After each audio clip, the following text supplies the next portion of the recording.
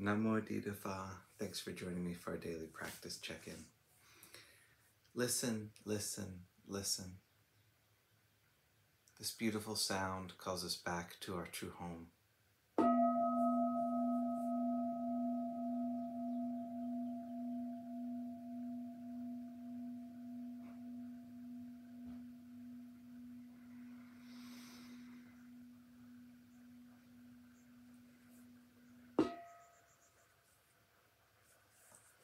The third mindfulness training.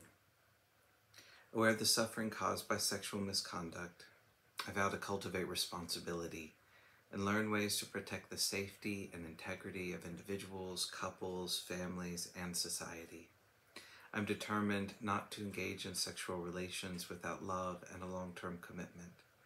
To preserve the happiness of myself and others, I'm determined to respect my commitments and the commitments of others.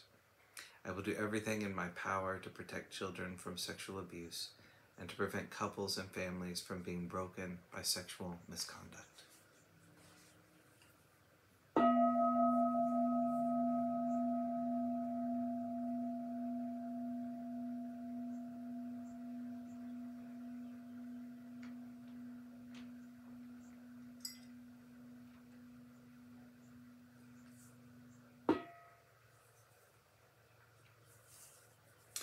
We've been reading Beginning Our Day, Volume 2 by the monastics of Abhayagiri Monastery for our Dharma lessons. And today we're reading Two Kinds of Fools by Ajahn Yatiko.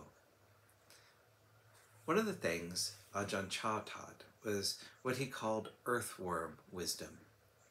For many people, earthworms aren't worth appreciating, but it's earthworms that till the soil. And if they weren't continually working away, the soil would be infertile and incapable of supporting growth. That's a nice reflection, something to chew on. The higher aspects of the teachings are certainly worth reflecting on, and there's a lot of profundity to penetrate.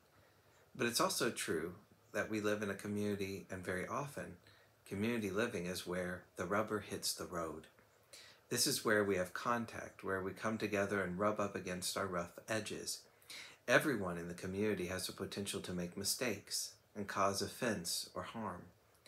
When a mistake happens, it can trigger different responses, both from the one who made the mistake and from the one receiving the consequences of that mistake. In particular, the Buddha says, there are two kinds of fools in the world.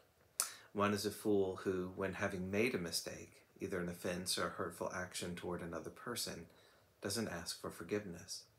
The other kind of fool is one who, when asked for forgiveness, refuses to give it.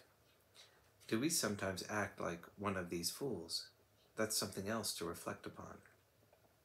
We live in this community and hope that it is a wise community.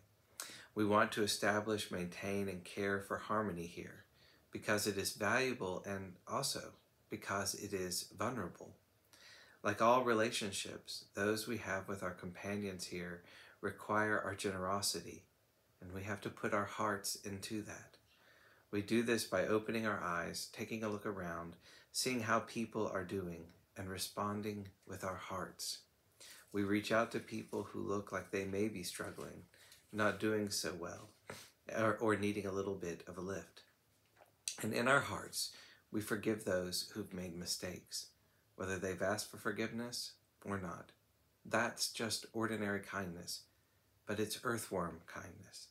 It's what creates an environment in the community that is very beautiful and uplifting. It provides the tilled soil from which fertility, growth, and development of individuals can take place.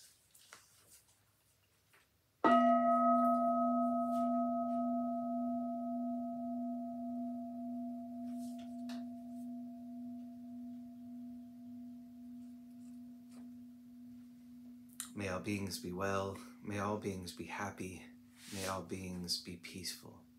Namo Phat. Thanks so much for joining me today.